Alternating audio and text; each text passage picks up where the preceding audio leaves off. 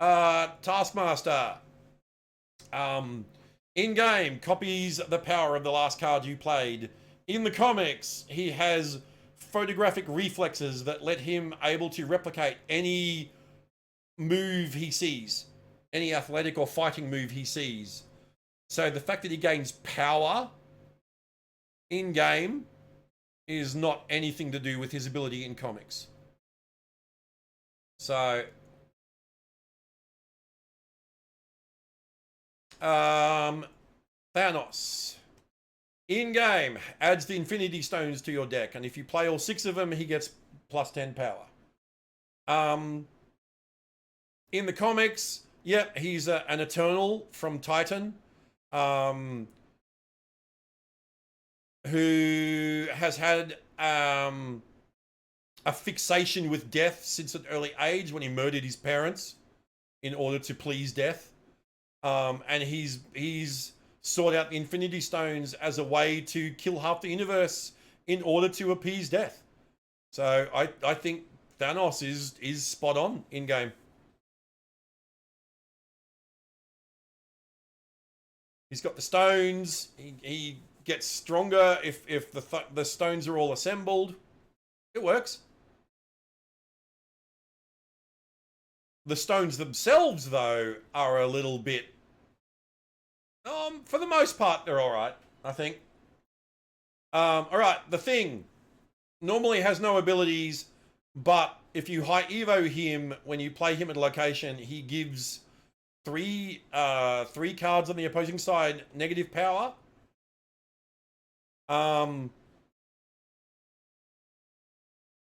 There's not much to work with Thing. He's and the fact that he's only 6 power is strange. He's gone toe to toe with the Hulk.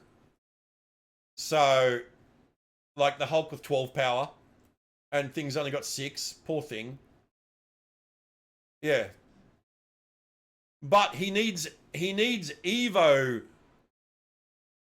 I'm going to put him in not really. He needs Evo to make it work. So I don't think, you know. Same with, actually, I'm moving Cyclops down to sort of kind of not really, because he needs Evo to enable that, and that knocks him down a tier. Thor. In the game, adds Mjolnir to your deck. When you play Mjolnir, it buffs Thor. In the comics, Dr. Don Blake, he's the Asgardian god of thunder, who was once tied to the human Don Blake, who was actually a construct of Odin's in the first place, to teach Thor humility by confining him to Earth. But yeah, gets stronger when you play Mjolnir. Again, like Beta Ray Bill before him, it works. I do wish they would have like Don Blake as the card, adds Mjolnir to your deck. When you play Mjolnir, he transforms from Don Blake into Thor. That would be cooler. Titania. In game, whenever another card is played at her location, she swaps sides. In the comics, she's a pro wrestler that was given super strength in an experiment by Dr. Doom. And she became a rival of She-Hulk's. So, yeah, not a lot to work with. Not a lot to work with, but her ability doesn't make any sense in game, the swapping sides thing. Typhoid Mary. In game, she gives your other cards -1 power. In the comics, she is a mutant with multiple personalities, one of whom is a pyrokinetic. She can manifest fire.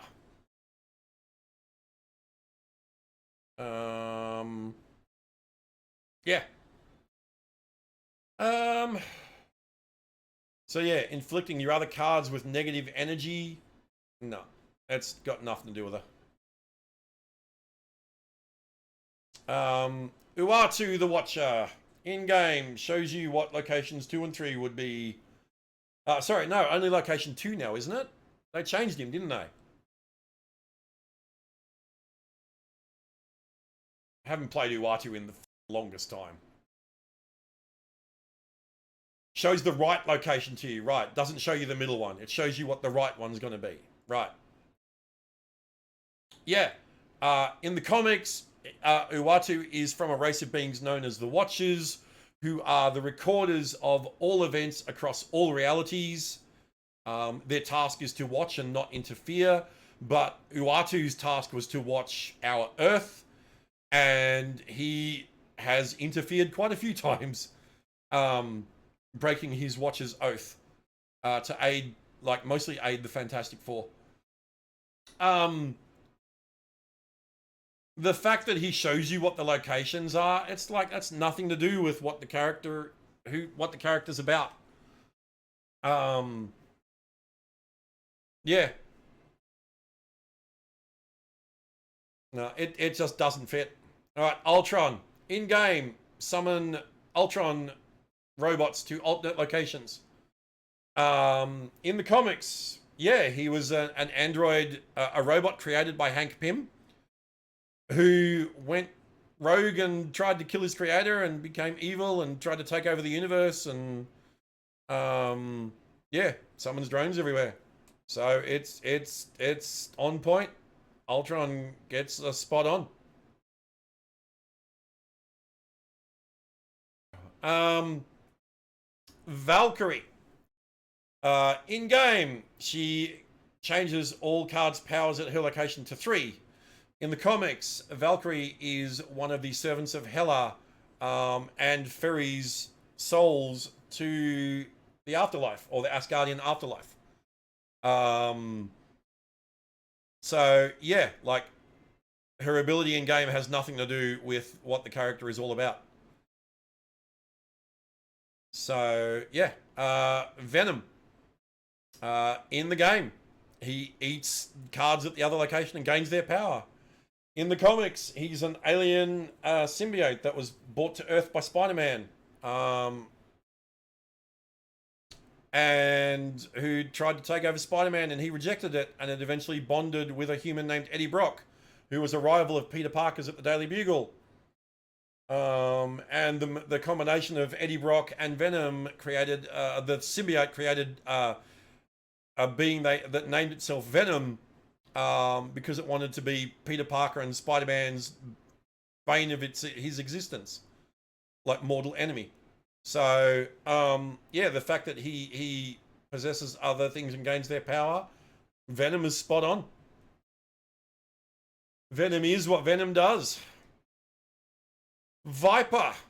In game, she sends one of your other cards at the location to your opponent's side.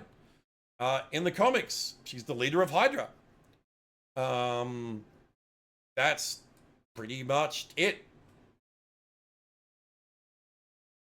Oh, she's also made herself immune to most poisons through controlled exposure. There's not a lot you could really do with Viper. There's not a whole lot to the character, so the fact that they gave her an ability where she sends a card over to, like, yeah, you know, to betray your team or whatever. Not a whole lot to her. Vision. In game, you can move him each turn. In the comics, he is an android that was created by Ultron, in order to be like the next evolution, but he rebelled against his creator and sided with the Avengers against Ultron. And then he was later imprinted with the memory engrams of Simon Williams, aka Wonder Man.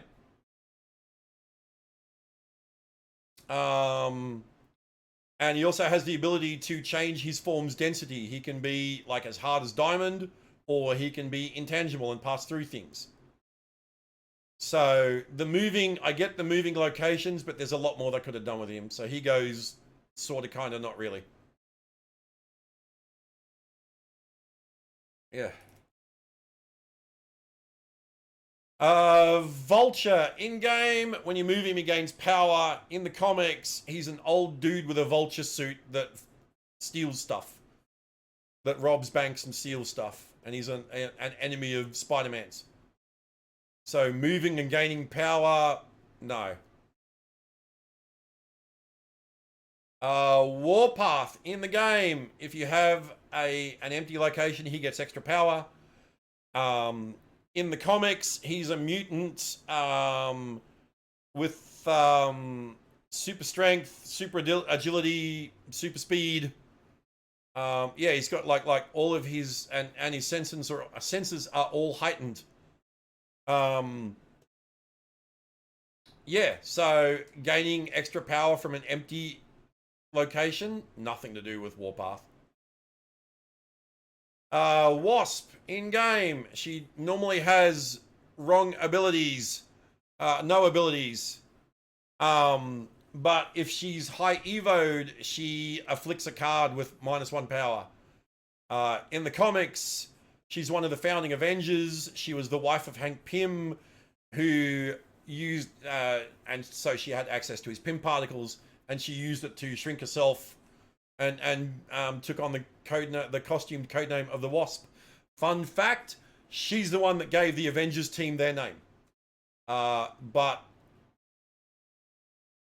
yeah, afflicting an enemy with -1 power. She goes in sort of, kind of, not really as well. Wave. In game, your cards cost no more than 4 next turn. In the comics,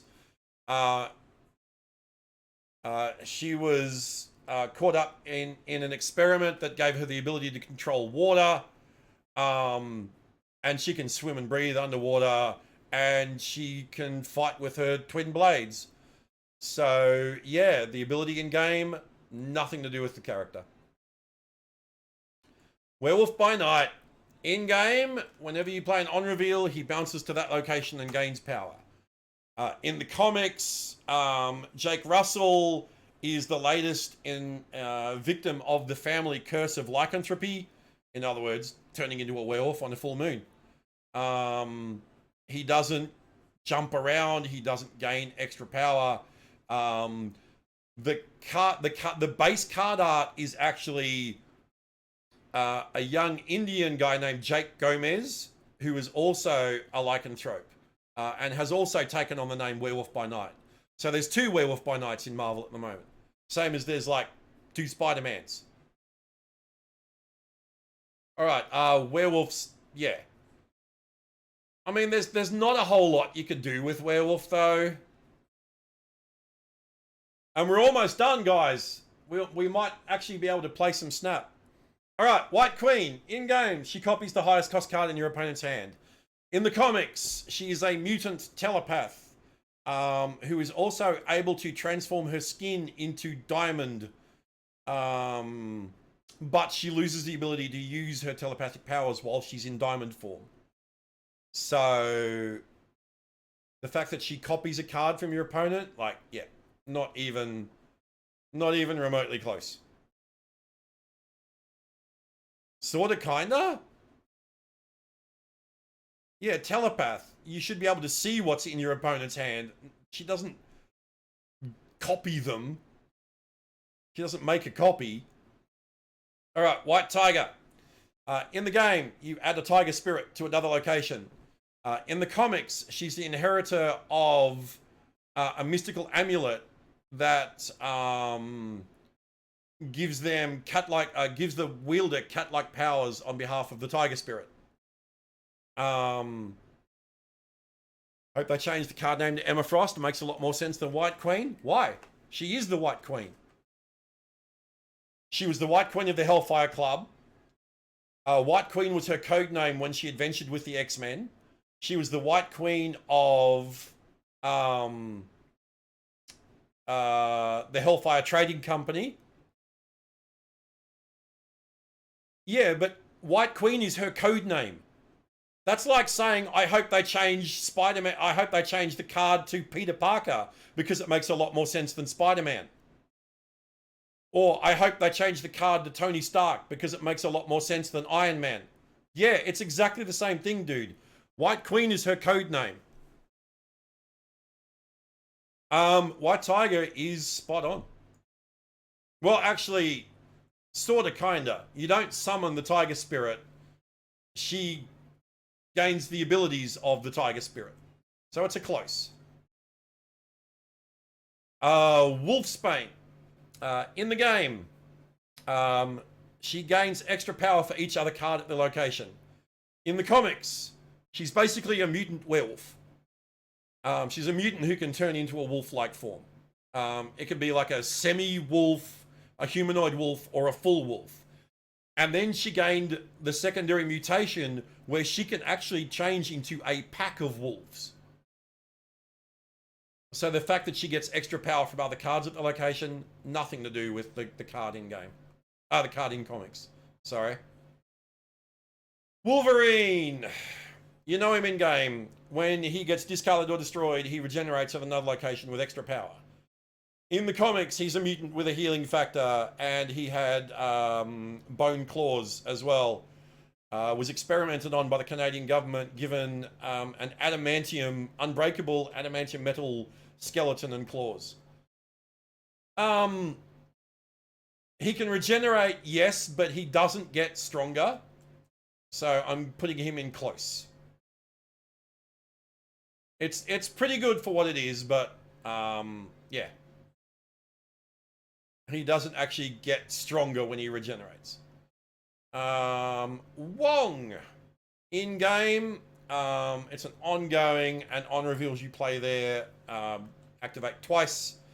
In the comics, originally he was the manservant of Doctor Strange, but he ended up becoming a talented sorcerer in his own right, and he's also now a member of the magic branch of S.H.I.E.L.D. known as Wand.